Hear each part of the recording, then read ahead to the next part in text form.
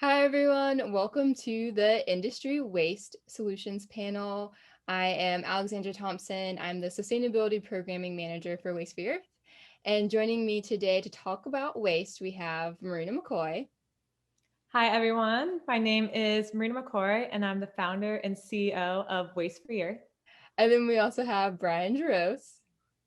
Hi, I'm Brian Jerose. I'm the president of Agrilab Technologies, and we're based in Enosburg Falls, Vermont. And then we also have Ryan Everton. Hey, I'm Ryan from Gobelet, and I am in San Francisco. All right. So I guess, Marina, if you would like to start, what inspired you to create Waste for Earth? I was at a music festival called the Friendly Gathering in southern Vermont, about an hour south of where I'm from in Rutland. It was probably my second year that I was there, 19 years old, and I just saw so much trash. And I had this hypocritical moment because I was studying sustainability. And I thought because I was studying it, it made me uber sustainable, even though I wasn't practicing what I preached. And while at that event and just seeing all the trash and how I brought the infamous red Solo cups with me, pita chips and plastic bags and hummus, like all of this stuff. It was a very eye-awakening experience. So from that moment on, I really became obsessed with waste. I started all of my projects in school revolved around waste, and then I started living zero waste. And the following year, when I was 20 years old, I reached out to that event and they hired me on as their rock star volunteer sustainability director.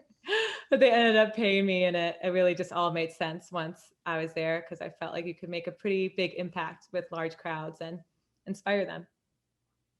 Awesome. What about you, Brian? Or tell us a little bit of guess about what you do and then what inspired you to go with it. Sure, our Agrilab Technologies focuses on building and implementing efficient composting systems. So largely that involves installing aeration equipment and working with site operators to improve the operations and ability to make compost more effectively. And uniquely, we have a heat recovery aspect as part of it. What motivated me, I guess I've been motivated by environmental causes since I was a kid. I grew up south of Syracuse, New York, and Onondaga Lake is unfortunately the only freshwater in the lake in the country that's also a Superfund site. So I was disgusted that this, what should be a great resource and kind of the historic seat of the Iroquois Confederacy, was so polluted. Eventually I found my way into working in recycling at the end of college. And within that, composting made the most sense to me because it was taking materials and then ultimately putting them back into the soil and the food system. So really since my early 20s, I've been working on different aspects of composting projects or watershed protection projects. That's awesome. What about you, Ryan? What do you do? What inspired you to do it?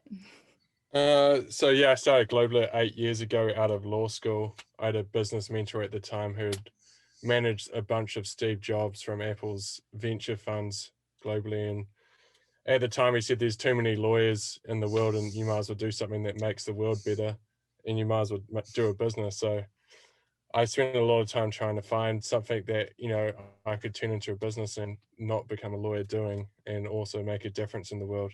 And that ended up being Gobelet. And since then, we're one of the largest reusable packaging providers in the world. 90% of major music festivals and stadiums in Australasia are reusable. And we just got chosen by the world's largest brewer to go end all their single-use plastic cup waste across Europe as well. So we build dishwashing systems that go into major venues and cities, and we supply reusable packaging from aluminum packaging right through the reusable plastics that we end up putting into the system and washing. That's Gobelet. Very nice. Awesome. Yeah. And I guess we kind of all touched on this already, but like what problems are all of your companies like aiming to solve? Where in the waste do you see problems that you think you can conquer? Anybody can start. I could go with events. So before the pandemic, Waste for Earth was implementing zero waste programs for festivals. That's actually how me and Ryan met, through reusable systems. And yeah, so we were trying to solve the problem of how much waste events were dishing out. When I got started 20 years old, I noticed that there was a disconnect between the overall waste management of events and then actually going in and trying to eliminate the waste. I felt like events just kind of dealt with, oh, like we're producing all this waste. We'll try to divert it into composting and recycling, but they really weren't going in to just eliminate it from the start. So that's what we were doing at Waste Free Earth, and doing a lot of education and just informing people why single use was not the best way to go about. And even when we did compostable cups, we saw that people were excited that they were compostable single use, but then they were using them too much. So we had to start charging them $2 extra to use a compostable cup, because they weren't reusing the reusable ones that we gave out. So it was really nice to study human behavior and also educate them. And now we're a full-time educational platform. Yeah. What about you, Brian? What problem within the compost world does Agrilab help solve? So there's a couple specific to farms. Manure management sometimes can be a great soil building resource, but if managed improperly, it also can be a water quality and pollution issue. And then sites that are trying to divert food scraps from landfills are more the commercial side of the operations. And it's expensive to try to manage food scraps and blend them in with the leaves or wood chips or other materials. So the problem, a lot of it is we know how to do this, but they haven't always been cost-effective practices or easy to manage. A lot of sites have been started and it had to shut down, whether due to economics or they've had odor or other nuisance issues. So largely we try to develop solutions to more efficiently process the material. The aeration, for example, brings more oxygen into the process and helps materials degrade in a more controlled and rapid fashion. And at the same time, when you do have a good big compost pile, it generates a lot of heat. And that was always amazing to me, just looking at it, and saw that as another resource. And that's probably our most unique innovation, is we're able to capture that renewable energy, and we basically draw in or vacuum in the hot steam out of these piles and run it across a heat exchanger and capture renewable thermal energy similar to solar thermal or geothermal that's put to use on those farms or commercial sites for a variety of applications. And altogether, that makes the economics a little more viable and allows people to more likely stay in business and increase the amount of resources that are upcycled. Yeah, I think it's awesome how you're turning compost into energy. It's a lovely closed loop system. I'm a big fan. Yeah, when we were kids, we used to go put our feet in the cow dung to go keep us warm. That used to be the fun game. Who could find the freshest cow dung? That's That's awesome. a new one. I hadn't heard that before. No, I haven't either. Right. What about Gobelet? Like, what are the big problems that you've seen in waste and that you're trying to help solve? I think most of the world used to use recyclable plastic, and then a big push was moved to compostable PLA plastics. So our biggest sort of move has been, events who went compostable because they wanted to do the right thing, and then realized that they weren't being composted, as Marina said. So we, took over a large part of the market just by removing single-use compostable cups or recyclable cups. But we also have bottled water, which is a really big market for us. We have a reusable bottled water brand that we collect and reuse and then refill. So we sell them as bottled water, but they're reusable bottles, and they get steam cleaned and then re-spring filled, all in local areas. So that's another big push for us. Interesting. Awesome. Yeah. And then what would you say are your biggest successes? What are you most proud of with waste, or any initiatives that you've been working on? Our biggest one was just getting, once we got the largest stadiums and festivals, we always felt stoked just to be able to get the largest ones, because it was always a mission to move up to them. So that was probably our biggest successes. Yeah, that's awesome that you're able to get so many festivals. Like what you said, 90 or 80%. 90% in New Zealand. Yeah. Wow. That's rad. Well, at some point it becomes difficult for them to use single-use plastic, because they feel like idiots, or consumers start. If social media goes out, it's normally the second most shared post on social media if they're going to partner with us after the lineup. So there's a big social media sort of drive as well from the consumers wanting an alternative to the single use. So I think that sort of pushed and forced everyone to be, have to do it almost. Mm-hmm.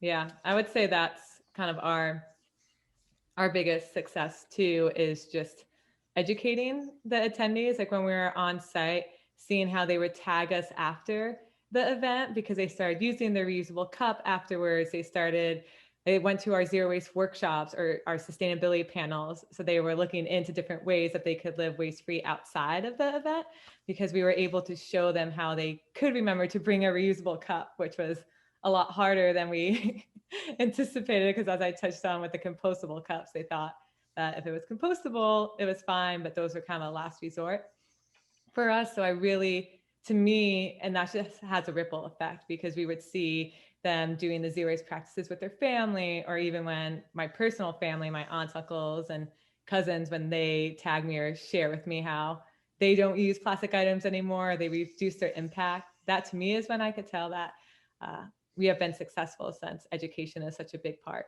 of our company. So the one example that pops to mind is one of our projects in the last year or two is a site in Michigan. And during COVID, they had to really restrict their staff and operate on a skeleton crew. And since we installed our system, previously they were exclusively flipping and mixing all their piles with big heavy equipment. And with their limited staff, there was going to be no way that they could get that done. And our aeration system was able to we actually increased their throughput with less staff on a smaller footprint. It just really accelerated their process. And at the same time, it was heating their shop and sales space. And then the third thing it hit was they had some odor complaints from grass clippings the previous summer. And as summer went on, they had 0 odor complaints in 2020. So it was really great to get that feedback from the operator. He showed off our system to other people, made his own video about it, and featured us in it. So that was rewarding to know that we really helped out that business, and at the same time, we're saving energy all the way through. Yeah, that's awesome. Yeah, it's awesome. Very impressive. Yeah. So since you all are entrepreneurs, what advice would you give to any other entrepreneurs that might be watching this panel and they're thinking about doing something related to climate change or waste? Is there anything like big picture that you've learned throughout this process that you'd want to share with someone else? I'll jump in, because I had 2 things that came up when that question.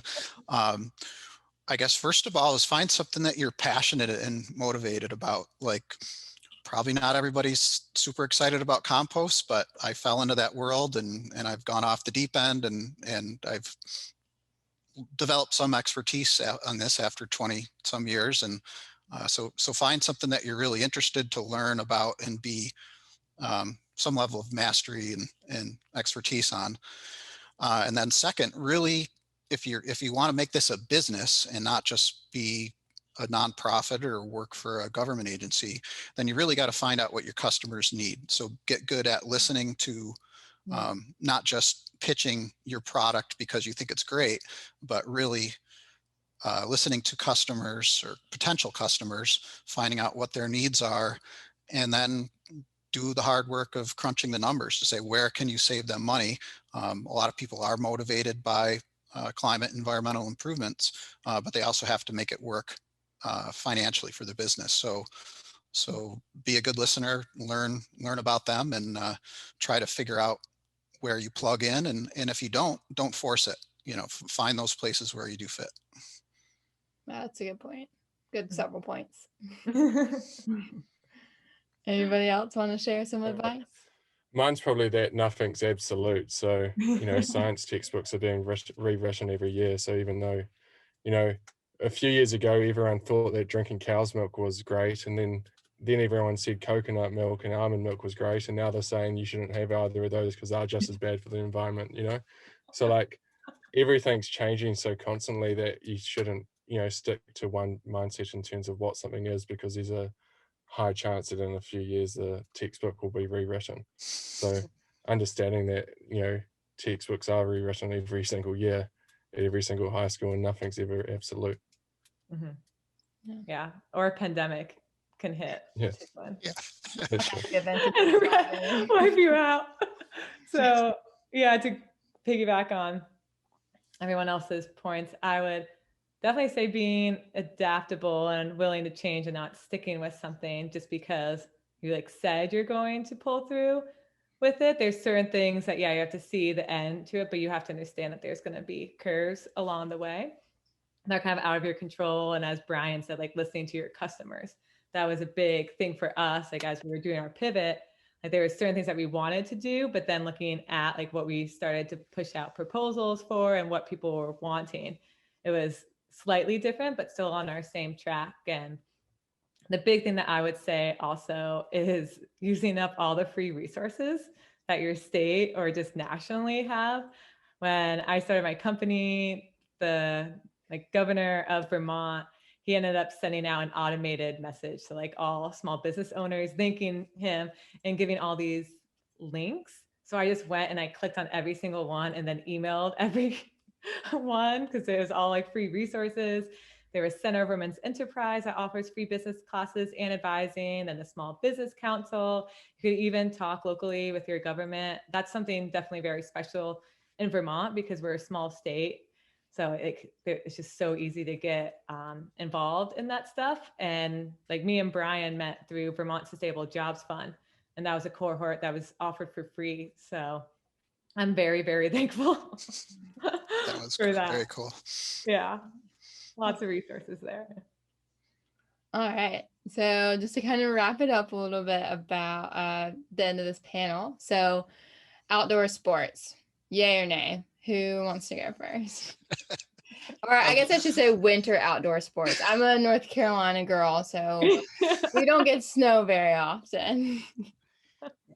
Winter is my favorite season, and it's changed as it was sledding as a kid, but I'm totally into cross-country skiing, a little backcountry, and it's like hiking a little faster with some glides. You get to explore awesome places. You can do it as more of a workout, or you can do it just to get into unique natural areas, and that's definitely how I get my recharge, is getting outside and getting out in the snow. So we've got to save winter, no doubt. Mm-hmm. Yeah, people who don't like winter haven't been skiing. Are you a big fan, Ryan, of skiing? We do it. We go up to Tahoe once every 2 weeks just to have a break. Not professional or anything. Yeah, I love the winter.